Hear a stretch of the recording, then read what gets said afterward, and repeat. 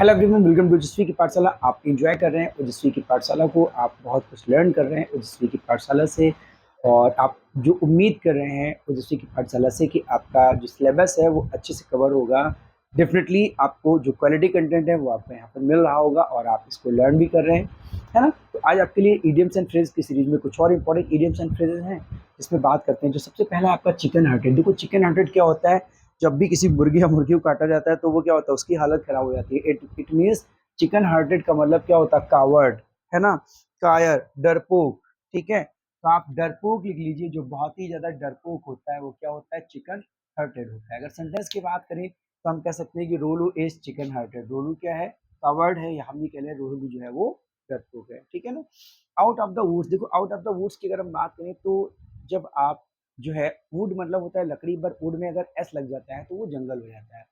अगर आप किसी घने जंगल में हैं और आप जब जंगल से बाहर होते हैं तो इट मीन्स आपको लगता है यार अब हम खतरे से बाहर हैं।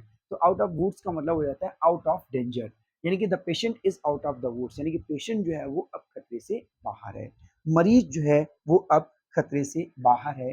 इस सेंस में इसको हम यूज करते हैं। ठीक है ना।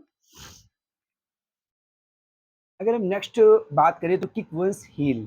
किक वंस हील का मतलब क्या, to waste time in waiting, यानी कि इंतजार करने में टाइम को वेस्ट करना। इंतजार करने में टाइम को वेस्ट करना क्या कहलाता है, किक वंस हील। अगर आप किसी की हील पर किक मार दो तो वो क्या हो जाता है, लेट हो जाएगा, ऑब्वियस सी बात है। तो इट मीन्स उसी तरीके से इसको जो है वो सेंस दिया गया है कि भाई जो है इंतजार करने में टाइम को वेस्ट करना। तो क्या है कि Rubina was late so we had to kick our heels at Janeshwar park, यानी कि रुबीना जो है वो लेट थी, इसलिए हमें क्या करना पड़ा, अपने टाइम को जनेश्वर पार्क में वेस्ट करना पड़ा। ठीक है। उसके बाद में अगर बात करें लिव इन फूड्स पैराडाइज, बहुत इंपॉर्टेंट है, इसमें आप लगा दीजिए स्टार मार्क। एग्जाम में बहुत ज्यादा पूछा जाता है। लिविंग इन फूड्स पैराडाइज का मतलब ये है झूठी उम्मीदों में जीना। ठीक है।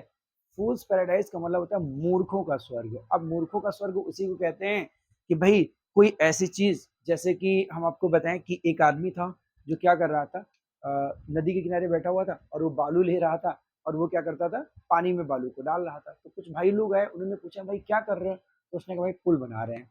तो कैसी चीजें, कैसी उम्मीद है उसकी, ऐसी उम्मीद है जिसका कोई मतलब नहीं, बालू का पुल कहाँ से बन जाएगा।